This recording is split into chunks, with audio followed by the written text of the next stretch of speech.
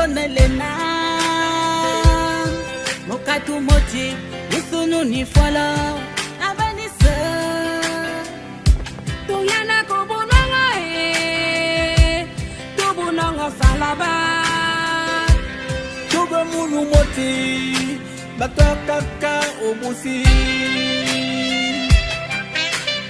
élevons nos voix, chantons sur tous les toits, pour que demain soit plus clair. Si t'entends ma voix, la voix des sans-voix, ce qu'on a de plus cher, ce sont nos terres.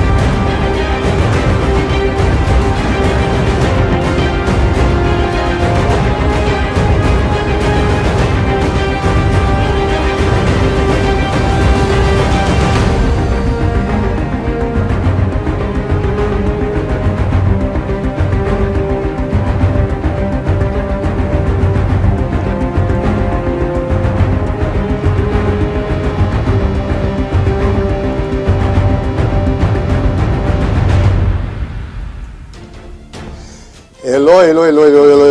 Welcome to Afriquetoday. My name is Alain Pierre and I welcome everyone today on Afriquetoday. You're watching Afriquetoday. If you just joined Afriquetoday, I just want to remember Afriquetoday is an online digital channel and you can watch Afriquetoday at the same time at the full platform: Facebook, YouTube, Twitter, and our website www.afriquetoday.com. Also, you can just download Afriquetoday app and you will be able to watch Afriquetoday directly from your phone. I have a special guest today. His name is Tabu Asifa. He's with me live now from Maryland. I hope the connection will be okay. And we will talk about a lot of stuff today. Just welcome everyone who watching Afriquetoday live now. And I will try to reach my friend from Maryland, and if everything is okay, I hope the connection will be okay. Hello, sir. Do you listen me now? Yes, I can hear you now. Okay, thank you so much, and welcome to Afriquetoday. Thank you so very much for the opportunity to share the story here. Okay, first of all, I would like you to introduce yourself. Could you introduce yourself to all Afriquetoday viewers who are watching you now? Okay, my name is Tabu Asifa. I'm from eastern part of Africa. I've made home in Takoma Park. I'm raising my two children. My son is 21, my daughter is 18. They were all raised here in Takoma Park. I've lived here in the US for a long time. And I'm very, very active. I'm a community organizer and activist promoting the African agenda from culture to economic engagement. And also locally, as well as working on the US-Africa relations. I've been working very, very hard to make sure the US-Africa business and cultural exchange is driven or advanced by the African diaspora experience. So I'm an advocate for the African diaspora. I'm an advocate for the African culture. And here locally within the political system of the American civic space, I am very active to make sure our voice is heard and our representation is recognized. So in short, I'm an activist and an African community organizer pushing the African dream in America. That's in a nutshell, the story. Okay, thank you so much. And for those people who do not understand, can you explain what is activist? Activists in the context of the US political system, these are citizens who advocate the interests of the public to the policymakers. Here, as you can see, the American political system works with representation and lobbying of the government. And unfortunately, because of big interest in the U.S. political system, the U.S. governing system, from the local city council, like in Tacoma Park, to the county and the state and the federal level, is highly influenced by interest groups who have tons and tons of resources and money to make sure the political system and policy making serves their need. Most of them are business driven. They spend a lot of money lobbying the missionary. So in the absence of a lobbying that works for the public, the need is fulfilled by nonprofit organizations, advocacy groups, and activists on the ground who uphold the flag of issues relevant to their community they represent. On my case, my interest is the well-being of the African immigrant community in the U.S., and my concern is U.S. policy towards Africa. So from the city council to the county council, as well as the state assembly in Maryland, and including the U.S. Congress, I push agendas. I challenge policymakers. I help policymakers get elected who are sensitive to our issues. So being active in the political system gives you that activist classification. Thank you so much for that. And I remember, for those who doesn't know you, we cover a special event I think it was last Sunday, where a lot of a lot of people protest. Can you explain why people protest last Sunday?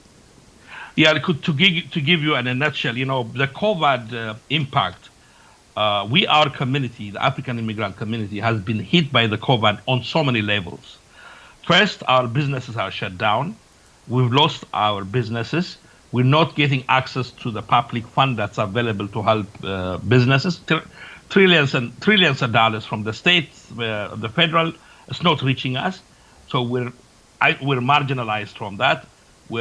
And we've lost most of our community members have lost their jobs, and a significant number of our community members are on the front line, working in the medical profession, from doctor to nurses and home care, as well as essential services like grocery lines. So our community is really taking the bulk of the hit with less support and recognition. On top of that, when people are locked down in a room, there will be naturally a mental issue. Stress will be when we're taken away from your job, you're locked down the house. So the mental issue is the second wave of problem associated with COVID. As you know, the divorce rate is high. People are stressed, and unfortunately, that stress impacted one of our community members, a young man at the age of 29, who grew up in this country, went to school, had a job, was doing the American dream, fulfilling the American dream, and then got locked down, and he was stressed out, and his family, he was staying at his parents' house. One day he was frustrated, and he had some stress. He was in distress, and he walked outside with a knife. And the neighbor freaked out, called the police.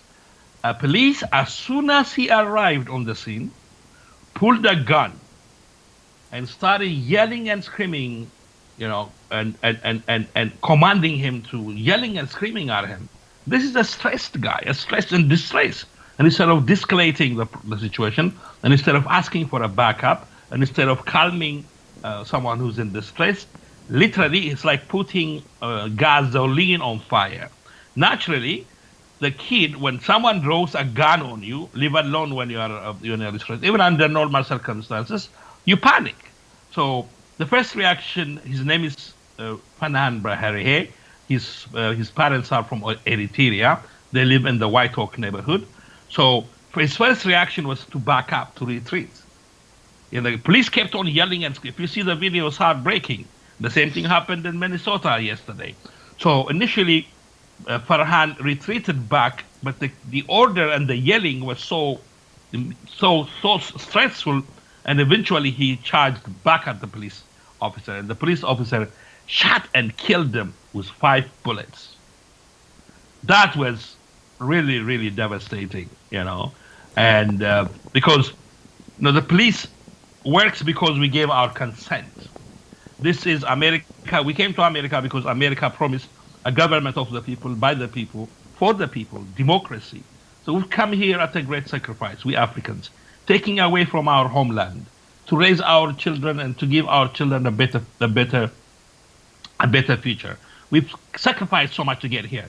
And imagine this family who came here 30 years ago, worked hard to send their kid to school, and finally, when the son was, working and they're seeing the fruits of their labor, he's cut down. So this is the failure of the American democracy as it's been told to us. Because this police officer was given a gun purchased by the tax dollar we pay, and he's supposed to protect and serve us. And he was called to help, and he came and killed our son right in the front door of his family's house.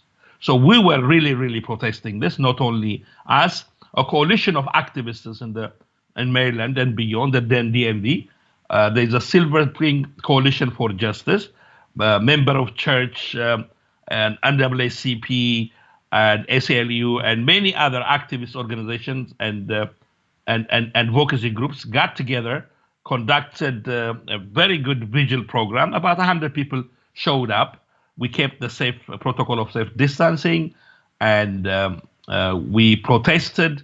We submitted the demand to the county, Montgomery County, and we're in active engagement currently. So that's what happened last Sunday.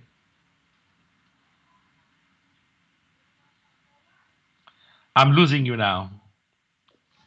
Thank you so much for that. I just try to understand exactly because some people want really to understand the situation, what happened that day. That means the guy, something happened with him. I'm sorry. The police come to see what happened, and it's just the police decide to shoot on him, or what exactly happened? Okay, what we have currently is the video camera from the body camera of the police officer who arrived on the scene. I understand he was called by a neighbor. And intelligent, it is very intelligent forget a police officer, for anyone walking into a situation, the first thing one has to do is assess the situation. What is the situation that got the police called into the neighborhood? And you can see from the camera the police had, as soon as he arrived, he opened his door, drew his gun, pointed at the gun, and started yelling and screaming. And this in police, intelligent police practice is unacceptable, because first and foremost, the police had to assess the situation. If he had taken a second to look at Fanan, he would have known Fanan was in distress. And once he's aware of the fact that Fanan is distressed, there are a lot of protocols he can implement. De-escalating the situation, calming. He can ask for a backup. He can calm Fanan down. And there is a lot of protocol in place to de-escalate the situation. Literally, he arrived, pulled the gun, yelled. When you see the video, you will see as soon as he started yelling, the situation was going to get worse. If the police did not arrive, maybe it's high probable Fanan would have probably calmed down, or went in. Yes, I just have a question. Did Fanan he has some mental health issues, or why you say when the police begin to yelling and the situation become more difficult to handle? Okay. One of the problem that we're going to see as we move forward, go into this COVID thing, is the impact of the lockdown and the loss of business, the loss of employment on people's mental condition. There's so much stress going on. And you're locked down, you've lost your livelihood, and you're locked in a room, and it's a very stressful situation. You're scared. COVID is taking people left and right. So it's a natural reaction. People are going to be mentally distressed, and there will be a different level of distress. That I would leave that to professionals. But one of the signs of the impact of COVID after the loss of employment and loss of income is stress. Stress. So Fanan was stressed.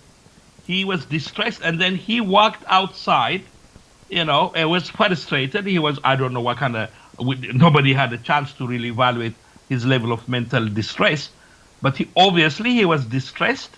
And I mean, if you look at the video camera, you would see he's standing on the front of his house, stressed out. So the problem is not the situation. The problem is not that situation. The problem is what the police did entering that space. Because as a policeman, a professional, supposedly there to serve and protect us, he was invited to our neighborhood. He was called to help. So him coming, pulling a gun. When you pull a gun in front of people, people will panic. It's a powerful thing to do, pulling a gun in front. Leave alone someone who's distressed. A normal person will react in a flight mode, And then Fanan, I'm looking at a picture of Fanan, his childhood friend, Saga, holding. Saga spoke at the vigil. And Saga said, Fanan is the sweetest person you can ever meet. A very humble, peaceful, sensitive, caring person. He said that crying. And on Friday, I met with the mother and the father and the sister. And it was heartbreaking. The mother cannot even finish a sentence before she breaks down.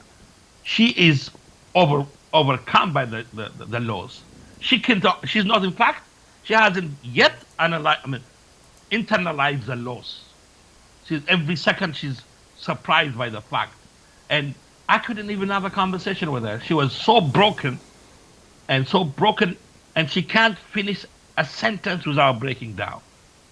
And so it's a very unfortunate situation. Okay, and I just have a question. This is a young man. He passed away. He has I think 20 years old, 28 29. years, Yeah, 29 years old. And can you tell me more about Fanan, what he was doing, who he was, Fanan, for someone who didn't know Fanan? All right. Right now, as you know, in the African culture, this is a very serious issue, and families mourn. In Ethiopia, families were mourn for 3 months, and when I talk to the family, currently, there are two issues here: the issue from the family's perspective, and the issue in the context of community. It's an offensive act of violence. And the family right now asked to be left alone, to be given a space to mourn.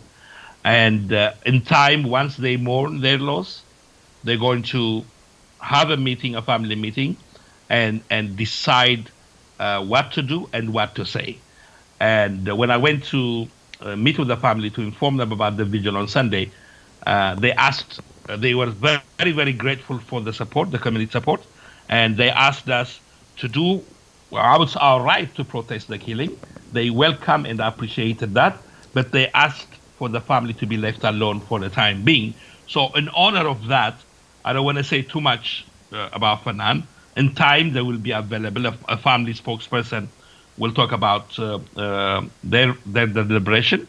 But from what Saga said, his childhood friend, that he showed the picture earlier, Fanan was a fun-loving, sensitive, caring, hard-working friend and brother and family member.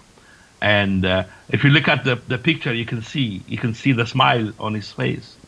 And so that's what I can say. I have a liberty of saying at this particular junction.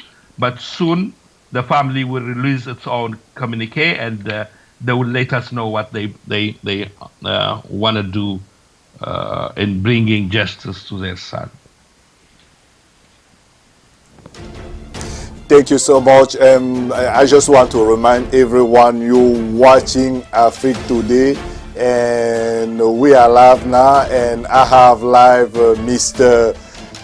Tebabu Asefa, we're talking about the Fanan killing. If you don't know, Fanan is an Ethiopian guy who was killing by the police, and this is what we're talking about. And if you just join us, please share this video to more the community, because people need to support each other, because Fanan was just 29 years old and he was killing because he was just stressed. Maybe he lose his job.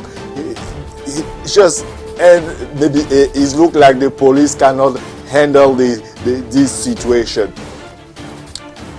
And also, just remember, you can watch Afriquetoday on 4 platforms at the same time. You can watch us on Facebook, on YouTube, on Twitter. You can just also download Afriquetoday app. Please share this video and more people can know about this story. And I just come back to my guest again. And I have a question. I have a simple question to you. Could you tell me a little bit, because I was we covered that event. We covered the event Sunday when the protests happening. The only thing I didn't see there, I didn't see a lot of African community. My question is, why is that, and how we can bring African community together? That is a very, very, very, very good question. In fact, before I answer that question, I'd like to thank you, your program, your station, for covering the event live. I was very, very proud to see an African media covering it head to toe, because we have to tell our story. We have to be in the defense line. We have to hold the narrative. And so I was very proud of the fact that you were there to cover the event. Second to that, before I answer your question, let me say this. Fanan's death doesn't stop with Fanan. I'm a father of 21 years old black kid. Each and every one of us have black children we're raising. And we've come to America at a great sacrifice to give our children an opportunity. We've sacrificed, we've worked hard. We're working 2-3 jobs to make sure we provide for our children. So all that is going to go down the drain unless we are active in the civic space and stand for our rights. Tomorrow, it is your son. Your son is Fanan. Your daughter is Fanan. So I would like to stress, this is a very serious issue. Unless we're politically engaged, unless we come into the civic space, a stand for justice for ourselves, a stand for justice for our neighbors, our humanity will be compromised. That said, I have been advising my African brothers and sisters. I understand they're busy working. I understand they come from a political culture that's not very friendly.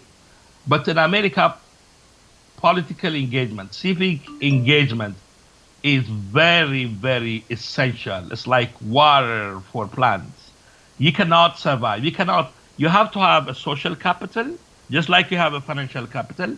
You have to have a political capital, and you have to be active, and you have to exercise your citizenship. You are an African American. Yeah, it is your right and your obligation to step up in the public space and stand for justice for your own and justice for your neighbor. And in this regard, we Africans have come to America. We're only busy working. It's good that we're working, but that working, the financial capital, has to be complemented with social capital. We have to volunteer in community organization and serve, and then we have to vote. We have to engage our elected officials from the city council, county council, to the state, all the way to the federal government. We have to engage the elected officials. We have to donate money. We have to put our issue on the table. We have to be active. And this those who are not active are left out. And if the communities that are very active benefit tremendously. Even the benefit, the tax dollars that we're paying, we're supposed to get jobs from government. The state of Maryland gives $7 billion business a year and 35% reserved for minority businesses. The Montgomery County gives out a $1 billion business buys business. We're supposed to, that's our tax dollar. Even to benefit financially, we have to be very, very, very active in the civic space. So it was sad to see. I worked for 2 weeks with several community organizations and over 50 people who organized night and day to put together that vigil. I have a great respect because they stand for justice. And so seeing very few Africans participate is a very, very, very sad realization. And I mean, to put it simply, if you're not on the table to articulate your need, if you're not on the table to negotiate in the political process, if you're not sitting at the table, you will be the item on the menu. So, for the sake of the children we raise, for the sake of the sacrifice we've made, we took away from our motherland. We've come to America for a better place, and we can only be better if we're fully engaged. So it is, especially now, the post-COVID reality is going to require an active participation on all aspects. So I advise, Africans, to the reach of my voice, who watch this show, to be engaged, to support this institution. This is our public resource. Encourage the growth of such an institution. Be involved in community organizations. I wonder how many of us know what district we live in a county scale, what district we live in the state level, who our representative of the U.S. Congress is. I wonder if we have voted. So we need, right now is a voting time. We need to be very, very, very active, even to succeed financially and professionally. So my advice is opportunity is here. Our sons and daughters demand that we step up. Our neighbors demand that we join them on the fight for justice, equality, and economic development here locally, as well as economic development back in Africa. And then, in fact, even in the professionally, right now, the U.S. government has allocated $60 billion as an investment fund towards Africa. The U.S. government is looking at Africa currently as the next source for supply chain. America wants to invest in Africa. America has allocated resources, create new policies like Prosper Africa, Build Act. The opportunity is there, but we will never be able to take advantage of that unless we are actively engaged in the civic space.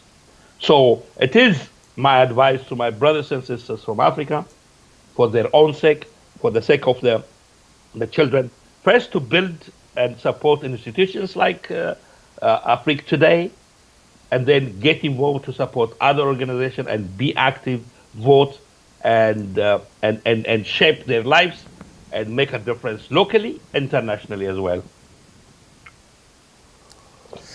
Thank you so much. Maybe we will take some question for people, because a lot of people right now write some question on Facebook. I see one question now. No, I will give you that later. No, before I take that question, and I would like to understand, because we took that event live last Sunday, and I think it was organized by a non-profit organization who called Black Mother, or Live, I don't remember the name. No, that organization organized that event. No, the only thing I saw that day, it was a lot of white people was more than black people. I just try to understand. Can you explain me? Maybe you can tell me why black people doesn't support each other. Even when someone was killing, he was 29-year-old, and nobody comes just to support the family, because it's a crazy time. Coronavirus, also the situation, all of that, just to support the family, even to don't protect, just to support. Even now, if we say people share this video, people would not share. I don't know why is that. Can you explain me the mindset on African people? Yeah, I mean, it is. I mean, I've been very active for the last 20 years, and I've tried in so many spaces to invite African brothers and sisters to be active in the civic engagement. First, the event was organized by a coalition. It calls itself Silver Spring Coalition for Justice. Over 12 organizations have come together. Organizations like NAACP that has fought for the rights of the colored people for the last 100 years, and churches, Tacoma Park Mobilization, Black Lives Matter, and the list can be found if you visit the Facebook Silver Spring Justice Coalition for Justice. You will see all the participating organizations, and the answer to your question, I think, mostly is because I think it's two layers. First, because politics in Africa has been a deadly game, and Africans, for the latter, in fact, most of them came to America because of the political crisis from their motherland and their country. So, and then they come to America, they see an opportunity. They don't want to, they want to mess with politics, and they just want to make money. Understandable. But what they don't forget, what they don't remember is politics in America is a necessity. It's a necessity. It's not actually politics, it's civic engagement. The way the American democracy is designed is for the people to represent their representatives in the halls of in the powers, whether it is state or federal, so that the representative will take their concerns and pass a policy for economic growth and development, social, environmental, economic development. America has been perfecting this democracy, and it is necessary that we get involved and be active. So I think it's because A, we have this fear about politics, and B, we work too hard. We're working 2-3 jobs. Sometimes I don't blame us because life is very difficult in America. In order for you to be active, it requires engagement, time and money. And but my advice is yes, but you will benefit more is what I would like to argue. So the reason is because A, we shy away from politics, and B, we don't see a direct benefit from engagement. But anything that we do is determined by our social presence, our political connection. So for our own sake, to be successful, I advise to be civically engaged. You're right. Most of the people who were at the vigil are white folks who are very passionate about justice, who want to fight, who are offended by what's happening, by the iniquities in this system, and they want to fix it. And they work hard. I am very grateful for them, but we also have to be there. We have to be there, and so unfortunately, it's a question that we have to wrestle with. But yes, sir. I would like to take a little bit one question for someone from Facebook. Let me read that question. His name is Tuakumo Pite, I think so. He say, in what city and state did the Ethiopian young was killed by the police? Okay, Fanhan Berehe, 29-year-old. He is from Eritrea. His parents. He lives in the East County of Montgomery County in White Oak area, where he grew up, and the DMV area holds the largest Ethiopian and Eritrean community away from home. And so, in this particular case, with the state of Maryland, the county is Montgomery County, and it is on the eastern side of Montgomery County in the White Oak neighborhood. And the vigil was held at the White Oak Recreational Center. Okay. Just you still watching Afriquetoday. I have another question. How we can stop the police killing black people? Okay, this is I mean, the issue of police killing black people is an ancient problem in the U.S. It's not a new one. It's just we just happened to have social media bring it out to us, and so there is a systematic problem embedded in the system itself. And then there are people who have, whether they believe it, whether they recognize it or not, they're threatened by black people when they say black people, because that is racism embedded, the bias they have. And so the police is a reflection of the community, and some are really outright racists, as we can see lately. There are people who are outright racists, and there are some who have that bias, and the system and racism is embedded in the system. This is a combination of many things. So that we have to fight the fight on so many levels. But on this case, because it is committed by a police, as I said earlier, the police exists to serve us. The police exists, government exists. You know, as I said at the beginning, America is government of the people, by the people, for the people. During the Civil War, many died for this notion. And since then, many young Americans, our children too, who are part of the force, go fight to keep this democracy going. So the police exists because the government exists because we gave our goodwill, we consented to be governed, and then we gave our money through our tax dollars. So this is a government that's supposed to work for us, by us, for us. So when the police force that belongs to our government comes to our neighborhood, pulls a gun as soon as he gets there, and threatened by a 29-year black. Have you seen pictures of white folks in the capitals of Michigan wearing AK-47, packed to the teeth, and the cops are talking to them politely? Have you seen the kid who went to an African American church and killed people cold-blooded? He was handled with care. So why is the protocol different from a black person? Why is, just yesterday, a police guy, after handcuffing a black guy, knelt down on his neck for 5 minutes as the brother was saying, let me breathe, let me breathe. And there were other police surrounding him.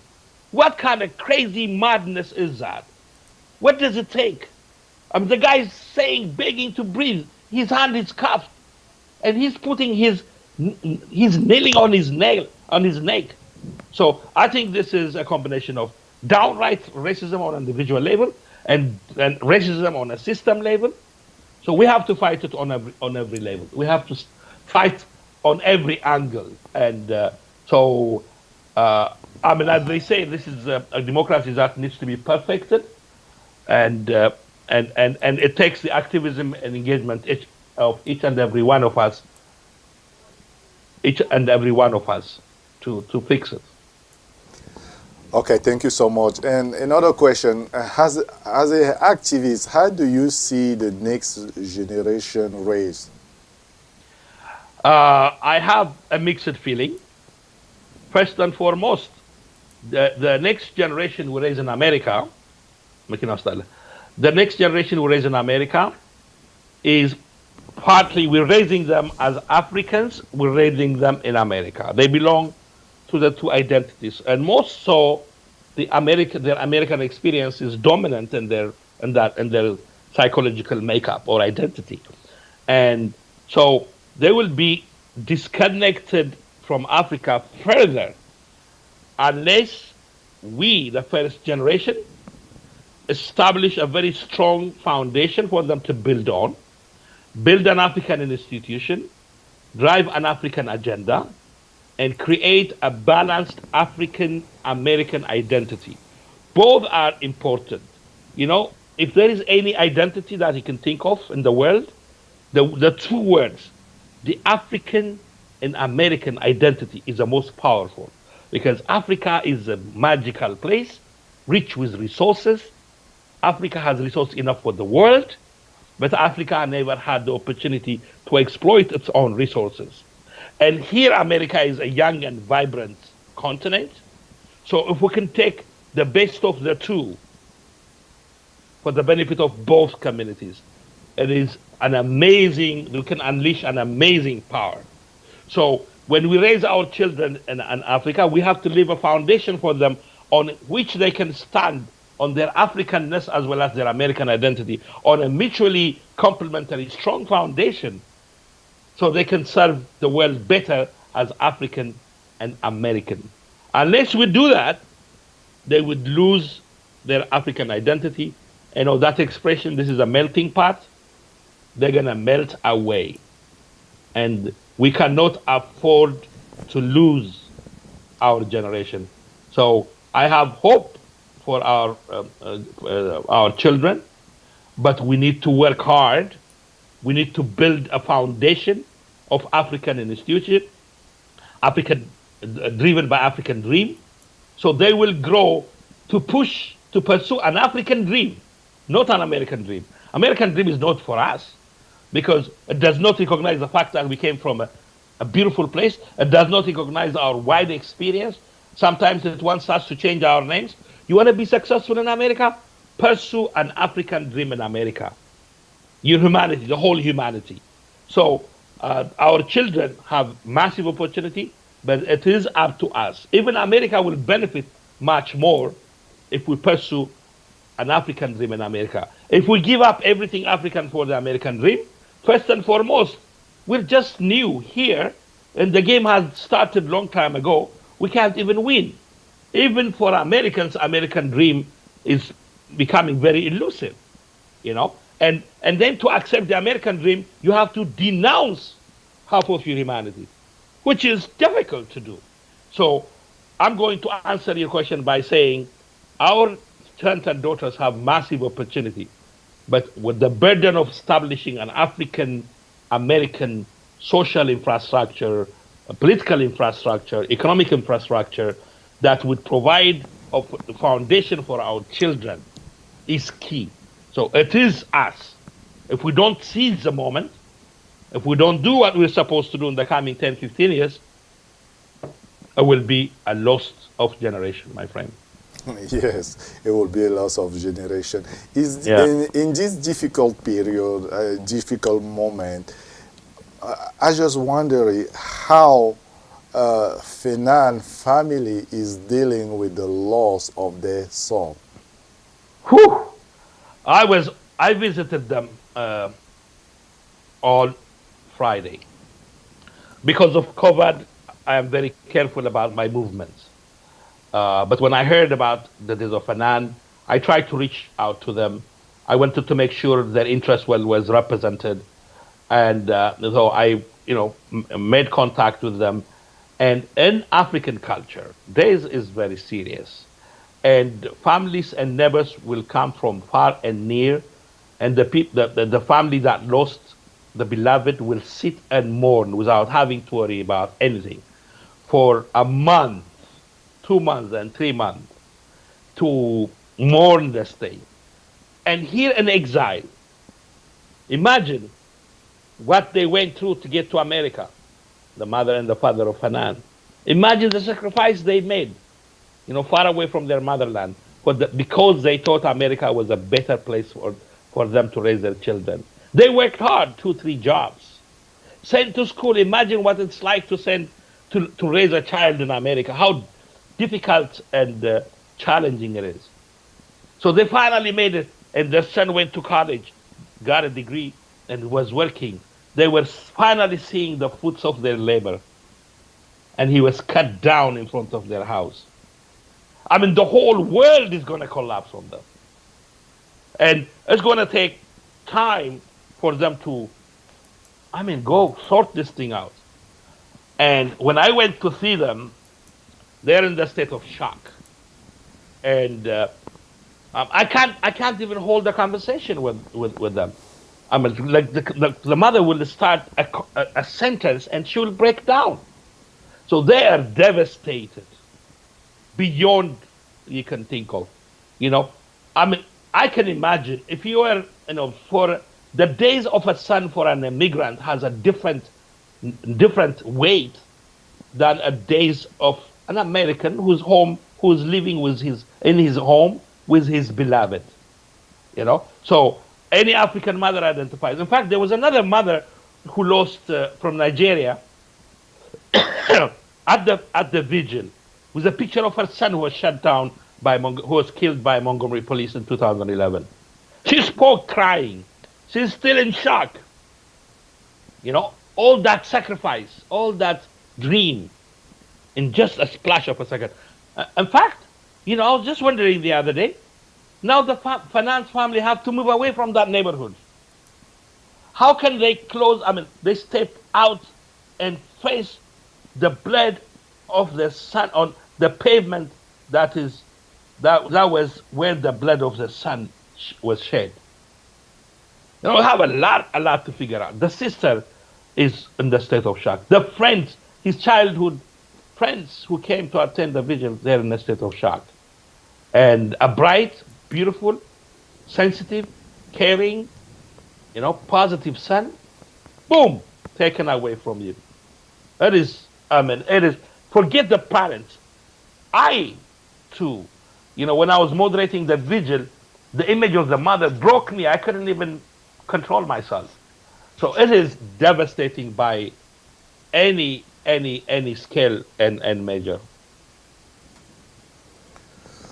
Wow, thank you. Thank you so much for your time. We're almost on the end of the show. Then before I let you go, I want to ask you, this will be my last question. We had an event last Sunday, I think so.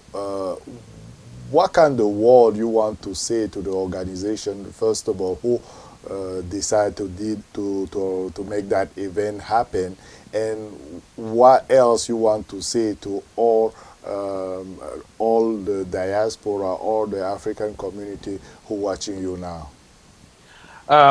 First, I'd like to take this moment to, if we're wrapping up, I want to give thanks and appreciation to your TV station, number one, to WPFW who were there, to the Washington Informer who covered the event, and all the organizations under the coalition of Silver Spring Coalition for Justice.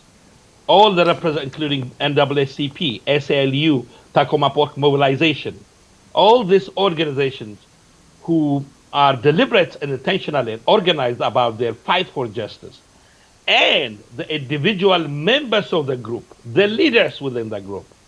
It's amazing. For 2 weeks, they were on the phone, on the email, calling, Zoom call, discussing, planning, working hard. I don't want to embarrass them by calling their names. And I want to thank them. I find in all this crazy madness, I find solace, or I find my humanity in that struggle. I'm encouraged by that humanity coming together. At the end of the day, we're all human beings, in the eyes of God, and we're here to do good. And so I'm highly encouraged, as much as I am devastated by the killing of Fanan by a police who was supposed to protect and serve us. I'm encouraged by my neighbors who step up to fight to fight for justice. And I want to wrap it up by saying, hey, my African brothers and sisters in America, I urge you, encourage you, advise you to wake up and be active. The word is be woke. Wake up, get involved, be active. You can matter on your own life. You can matter in your community. You can matter in the lives of your children. Beyond that, you can matter in your society, and you have the power to reshape U.S.-Africa dialogue and engagement, and then make sure the best of the two identities are calibrated for the benefit of the two, so humanity can have hope, and Africa can have hope. Africa wants us, and we need Africa. Africa needs the world needs Africa. That is going to be implemented on a small scale in our neighborhood, as well as the larger scale. So I urge you to step up. I urge you to be active. I urge you to support your TV station, Afriquetoday. Thank you so very much for what you've done. This won't be the first one. I'm going to get engaged. I'm going to support. Another thing. We all have to stand together as one living in America. We are Africans. as one. And we have to build the African Union through our individual engagement, civic engagement, and relationship and collaboration. Sorry for that. Yes, you were saying something. Just the director just cut for some reason. I think it's time to go. It's no problem. I've made my point, I guess, and thank you so very much for the opportunity to share my thought. And I look forward to getting engaged with you more. Thank you so much, sir, and thank you to be with us today. Thank you to share your thought today. For those who just watching now, I remember I was live with Tibabu Asifa. He's an archivist. Don't go anywhere because I have another guest who will be here today, and we will talk more about what happened to African community, how African community help together, everything we will talk right now. You watching Afriquetoday. My name is Alain Pierre, and we are live now on 4 platforms: Facebook, YouTube, Twitter, and our website www.afriquetoday.com. Please download Afriquetoday app, and you will be able to watch us live on 4 platforms right away. Stay tuned. After the break, I will take another guest from Maryland, and we will talk about all the help the African community put together to help everyone. This will happen right now after the break. See you soon.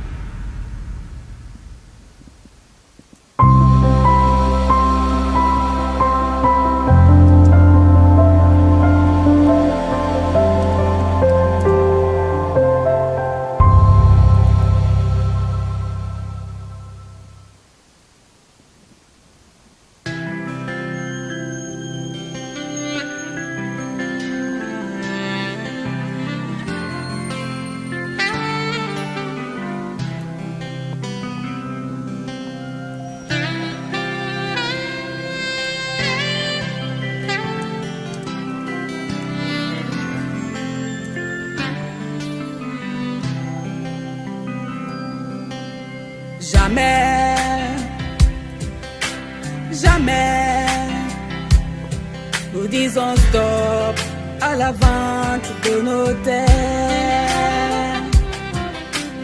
Jamais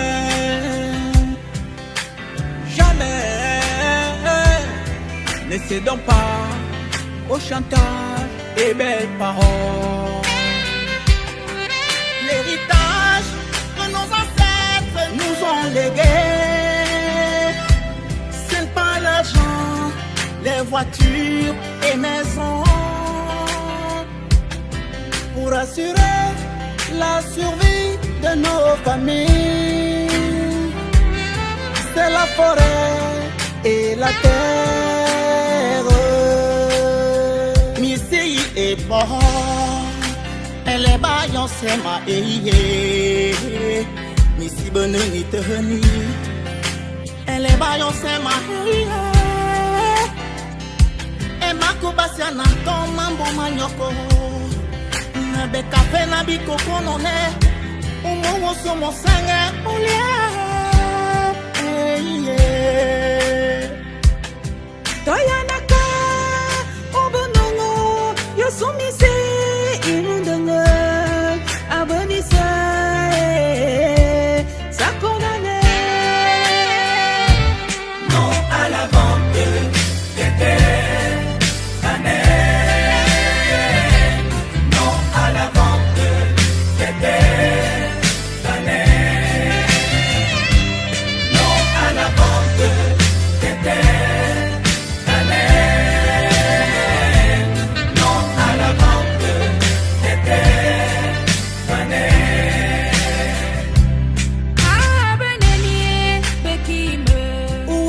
lena mokatu moti isunu ni follow abanise tuyana ko bonanga to bonanga salaba to be munu moti bataka obusi élevons nos voix chantons sur tous les toits pour que demain soit plus clair.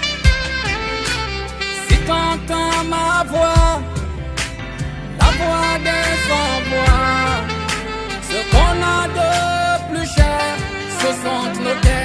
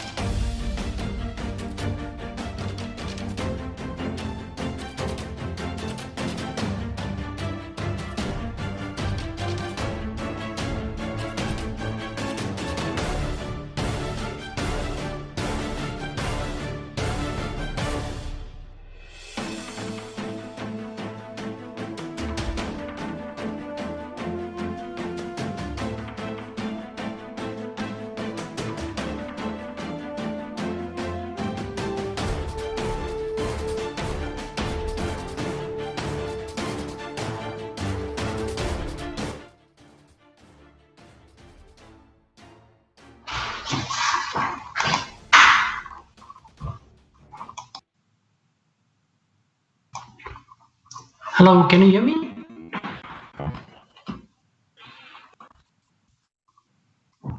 Hi. I'm not able to hear anything.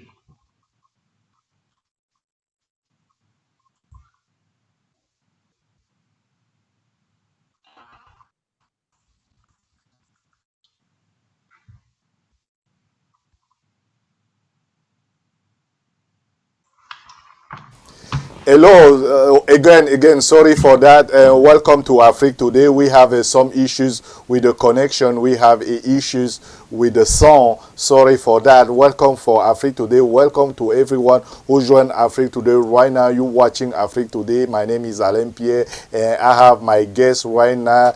His name is Mayur Modi. He's live with me now. Hello, sir. Can you introduce yourself, please? Hi, my name is Mayur Modi. I'm the Executive Director for American Diversity Group here in the state of Maryland. We are a non-profit group here, established in the year 2013. We have been doing a lot of health services out in the community for the people having no insurance. We have been providing free healthcare to the people out, providing the free lab test. Then once the labs are being done, we have the doctor's consults, identify the patients with chronic disease, and if these people need seen on a regular basis, and if they're uninsured and have no money, we provide them to the primary care clinic. And this has been ongoing, and we have been doing this for last 7 years. We did almost more than 90 health fairs in the community, and last year we saw almost 7,000 people out in the community, identified 182 patients. who had no insurance and provided them with primary care and also manage their chronic disease conditions. The health fairs are being done regularly in the church, in the mosque, in the temple, out community centers everywhere in the state of Maryland, Virginia, and Washington, D.C.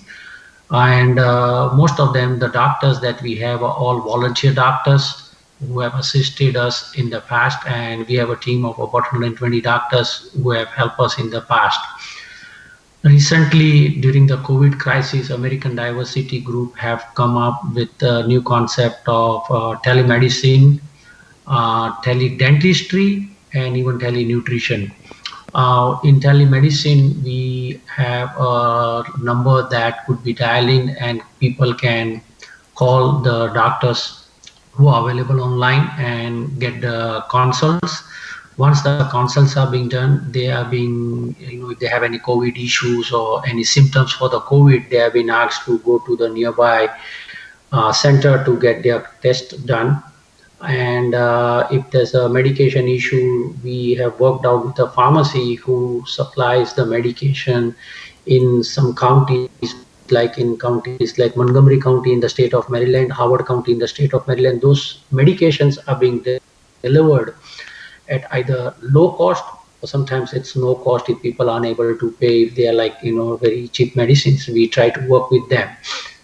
And starting last Saturday, we saw that a lot of people are out there in the community who have no job, who have no money, and even they have no food at home. The kids are hungry at home.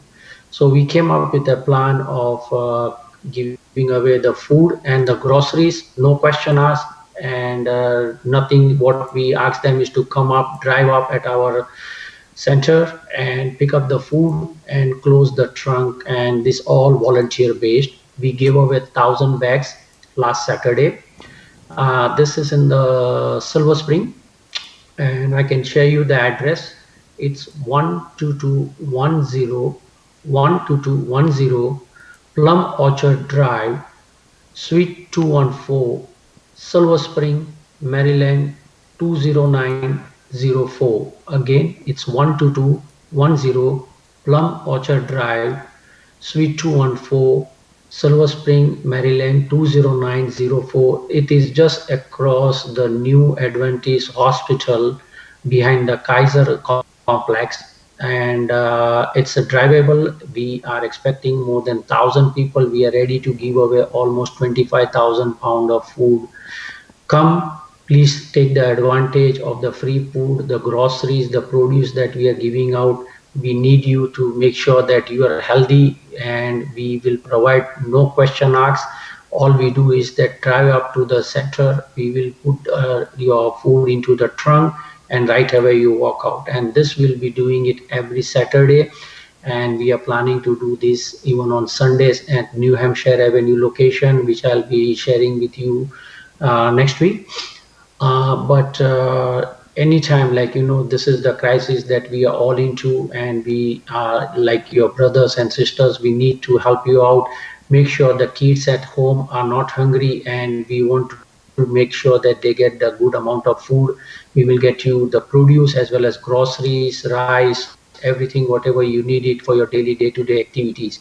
So please come on Saturday, May 30th, from 10 o'clock till 12 o'clock. And even if we need to extend the hours, we are ready for extending the hours for you. If you are coming, please come in your car, and we will drop the food at Asta Plum Orchard, 12210 Plum Orchard Drive, C214, and we'll be happy to help you out. And if you have any questions regarding your healthcare, please log in to our website, americandiversitygroup.org, or you can even Facebook message me at American Diversity Group.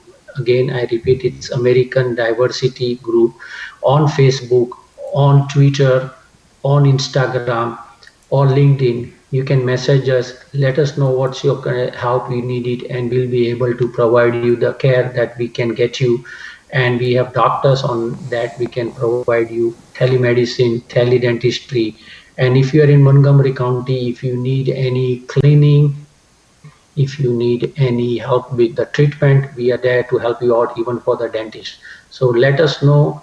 This is the time we need to help you out, guys. Don't worry about any money, anything. We are not going to ask you any status of yours. Either you are an immigrant, non-immigrant, you have your current status. I'm not going to ask you any questions. So please free feel, come out and take advantage of the services and the food that we are giving out. I'm there to help you out, and we are there to help you. The Visit American Diversity. We all see you on Saturday from hours of 10, and we'll be giving out until 12 o'clock. But if you are there, you are in the line. We will not stop giving away the food. We will continue giving until the food gets lost. So again, this is Mayur Moody from American Diversity Group, and I'm happy to take any questions you have. Okay, yes, thank you so much for that. I remind everyone who just joined us today, I have now live from Maryland, Mayor Modi. He's Executive Director of American Diversity Group.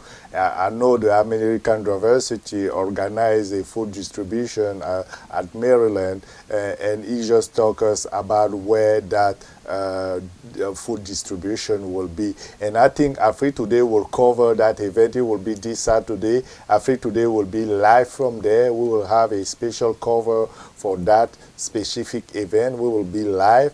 And I have a question from you. Where the idea come from to set up this food distribution? I have been out in the community here in Germantown, Montgomery County, and I was in one of the stores getting some food, and there were some kids from the African American community, and the parents were not able to buy the food, and the kids were really hungry, and that just bothered and asked that I did not even ask the question. I just went up to the cashier and gave my card, and just says that whatever the person behind me is coming, if they ask for any food and if don't get it anything, just get her whatever she needs, and this is my card, and I'll come back and take my card in next 5 minutes. But just use my card to pay whatever the groceries the person behind me. And that triggered me that there's a need out, and then started with a small pop-up tent in Howard County.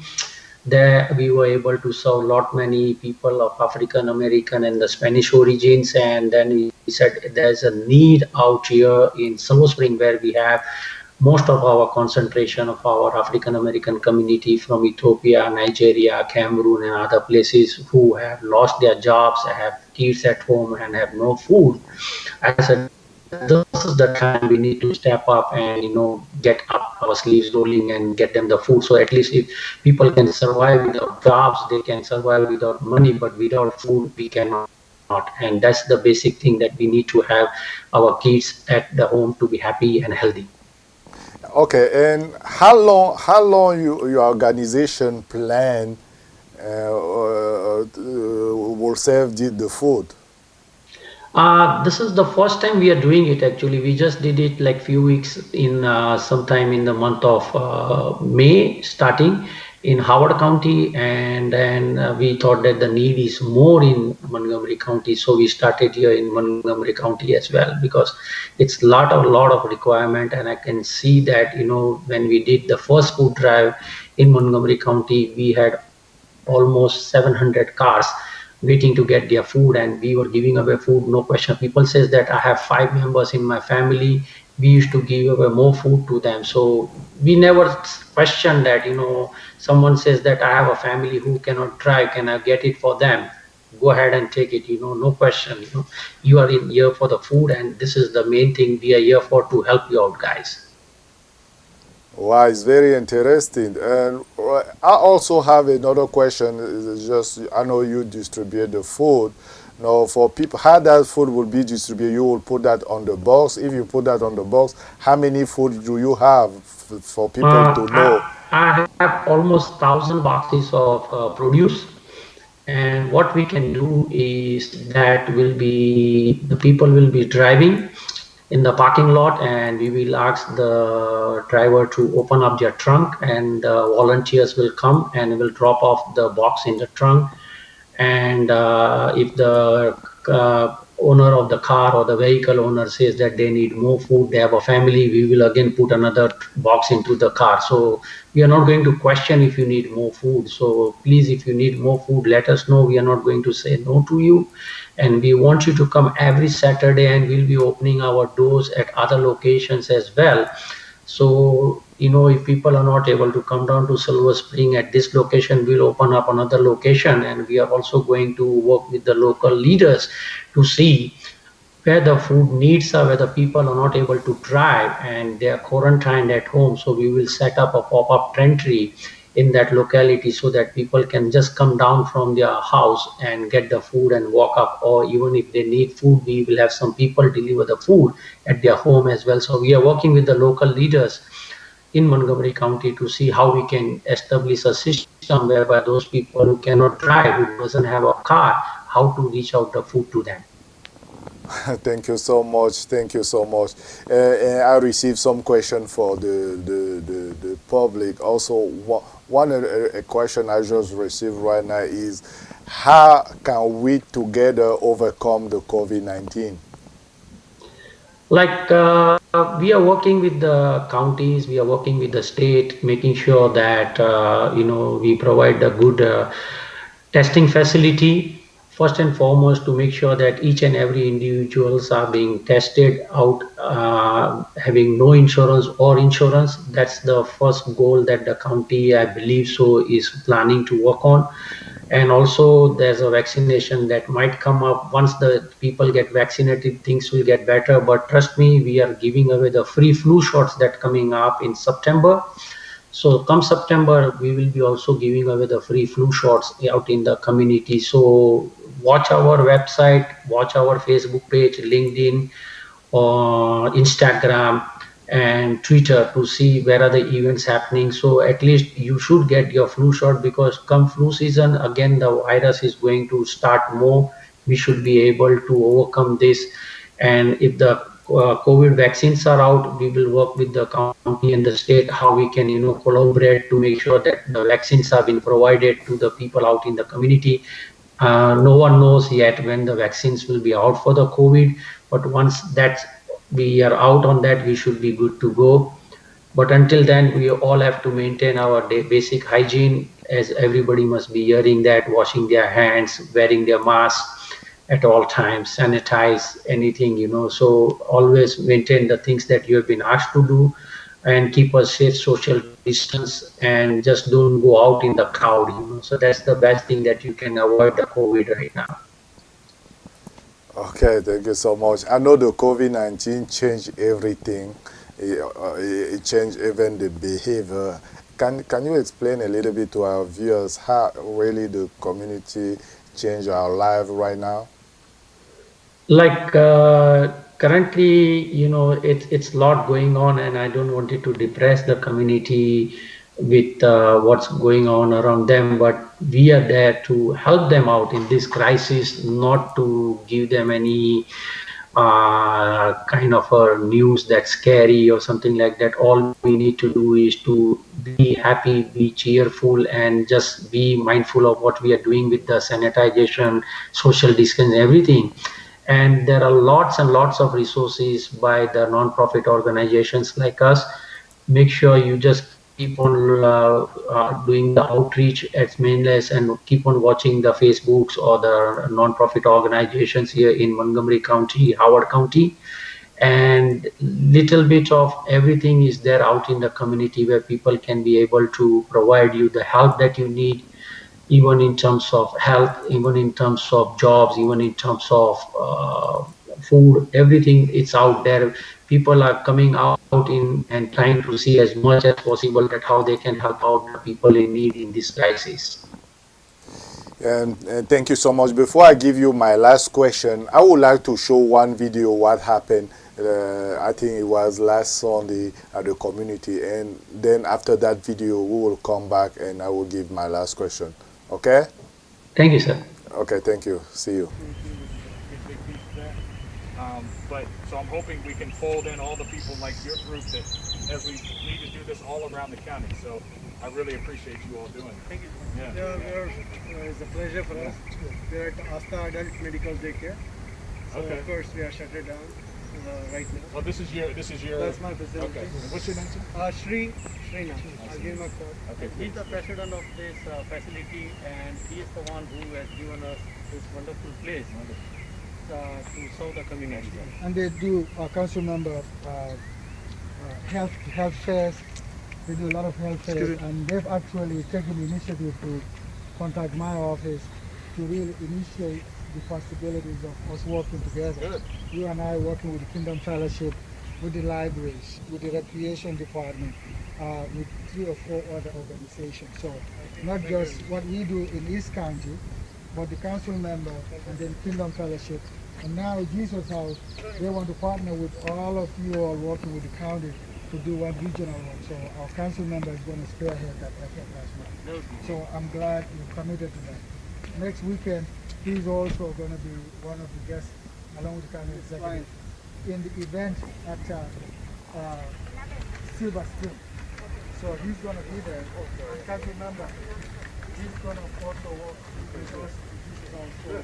He wants to be part of that. Good. So we can expand services. Perfect. That's great. That's what we need because there's so much need. We just need to coordinate. We know it's a diverse population, and we all believe, if we all believe in coming together and see the strength in unity, then that's how it works. Yeah, together we are stronger than each individual. That's exactly right. And if we can pool our resources together, we can really help out. And you're absolutely right. Food security is a major issue that needs to be addressed. A lot of people choose to ignore, but we cannot ignore it. That's exactly right. God bless. Yeah. And also, we have a.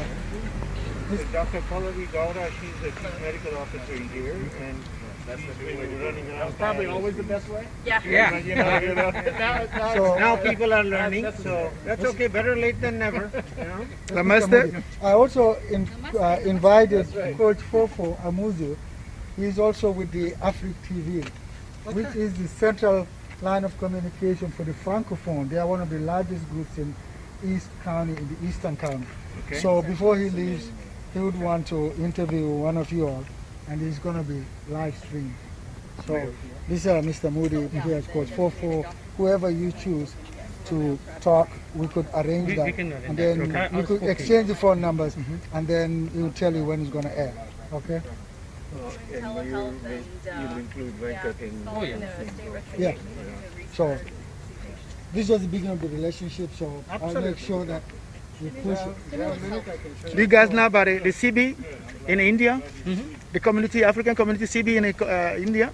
Okay. So you can go ahead and do that. We have a lot of people here out here back home in India as well as here in this country, and what the country has given us when we came here, and we now want to give back to this country and help out the people in need in this crisis.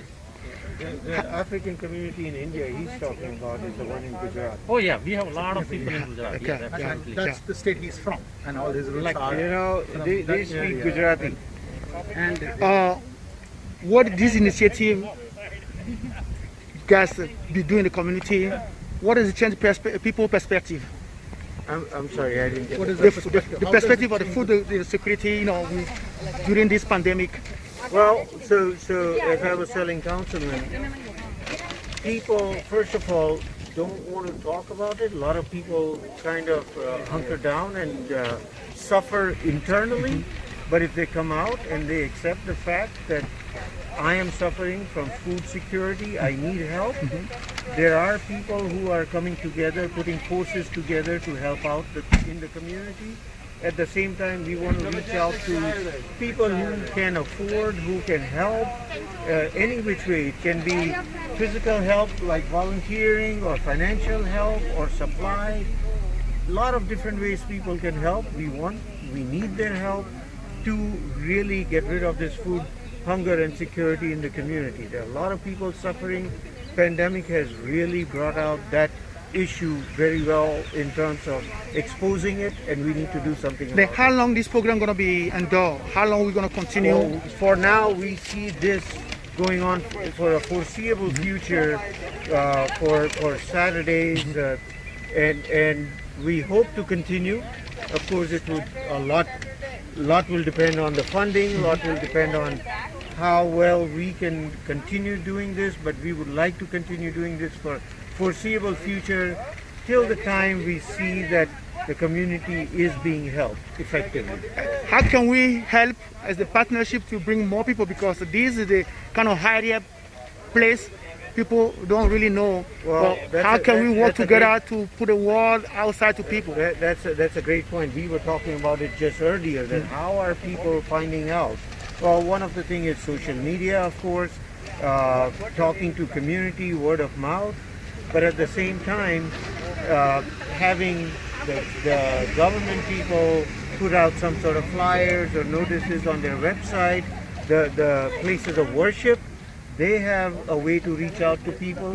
So there are a lot of different ways for people to let the word out, and we have seen in other places response grow over time, because once somebody finds out that, oh, this is where we can go, hopefully next Saturday we will have more people and we'll be able to reach out. How do you see this pandemic change the whole world in a term of a humanity sense? Well, that's where I would say there's hope. There's hope that people do come together and understand what the help is all about. Thank you so much, and we'll be here with you guys every Saturday to cover streaming live this operation, and so we can bring more people. So people need, but they're so pride they don't want to talk about it. But we're going to make sure they don't die in their house. Well, they know what is the food, they know what is the service, they know what is the support, so they can come here and then see and talk and then grab some food and feed their family. And then together we're going to work in together. And I feel we are blessed to be able to help people, and we want to make sure that we can extend this even further. So yes, please do let people know, and we will help as much as we can. Thank you so much. Can I have the doctor? Hello there, my name is Dr. Pallavi Gowda, and we're here helping the community out. It's an absolute honor, and we understand that in the United States there is social healthcare disparity, and we're here to help as much as we can do. Thank you so much. Is there anywhere we'll talk about the medical field? What is this about this pandemic? So this is ASTA Medical Daycare, and so it's a facility for mostly Medicaid recipients to be in a safe, comfortable atmosphere, and so there's activities that go on during the day. We had a very huge turnout for an inauguration in February, and then COVID pandemic hit. So therefore, once we get restarted, we're looking forward to helping the community. I'm the designated medical doctor for the facility, and so if you want to contact ASTA Medical Daycare, please look us up online. Is there any way you guys are ready to partnership with the local community organization living in Montgomery, especially in East County, White Oak here to work with you guys? Yes, we're always looking to partner with local communities. Whatever we can do for the benefit of our community, we are completely willing to do. Thank you so much. May God bless you. Namaste. Thank you for your time. Namaste. Okay, thank you. So, I would like to say one word to our community and introduce yourself. Absolutely. Well, we always felt that this is how an Hindu community and an Indian community always gives. This is unity in diversity. We have, though we are, this country is a melting pot. This country has given us enough opportunities for our stability, for our growth, and being part of this community, and this is our 2 cents worth back to the community. We very strongly believe we cease to get when we cease to give. So there are so many people behind the scenes that we are not able to see today, but for their support and the commitment, this wouldn't have happened. And I want to take this opportunity to thank everyone for the tremendous volunteerism and the passion that they always demonstrate. And we are looking at it at multiple sites and multiple locations. We did one in Prince George's County on 9th of May. We are looking at something in Virginia. So we're kind of taking the whole DMV region and we're trying to do our 2 cents worth to show what the Indian community is showing in terms of support to the less fortunate folks. Thank you so much. May God bless you. Thank you. Okay, we come back here on Afrique Today, and thank you for those who watching now. So remember, if you're watching, it's still Afrique Today, and we are live. I have now Mr. Mayor Modi. If you don't know, Mr. Mayor Modi is Executive Director, American Diversity Group. And we're talking today about the food distribution who will happen on Maryland, and I hope the connection will be, because we have some issues with the connection today. No, I hope everything is okay now, and I will try again to connect with Mr. Mayor. Mr. Mayor, if you listen to me, are you listening to me now? Yes, absolutely, sir.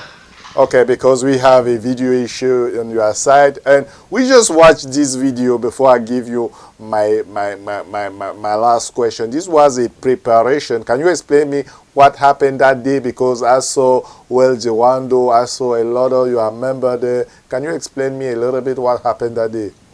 Well, on Saturday, that was our first food drive in Montgomery County at the Asta Medical Daycare at 12210 Plum Orchard Drive, Suite 214, Silver Spring.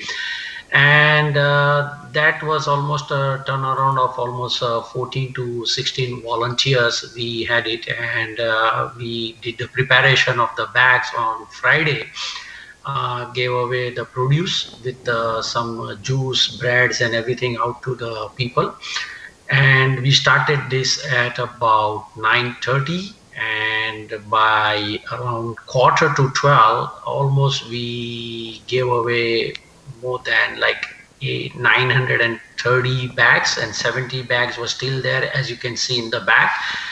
When Council Member Hawando came in around like 12:30 after finishing the event out across the street, we told the cops and the people out there that, if there's any food shortage at that other location, let them know that they should not be depressed, and they can divert the car and come back to my location and get the food. So I was sending out the messages out with the cops and everybody that, hey guys, if the food has ran out in other locations, make sure that they don't get depressed, and make sure that you are the ones who tell as the first responder, hey, there's another food stall going on, come and get it out from there. So we were like sending out messages and everything, and Council Member Hawando came in and saw that we had still more food to be given away, and we were giving it out until 2 o'clock in the afternoon. And we still are ready again for this Saturday. The bags are getting ready to be filled up. The boxes are getting ready to be filled up. And by Friday evening,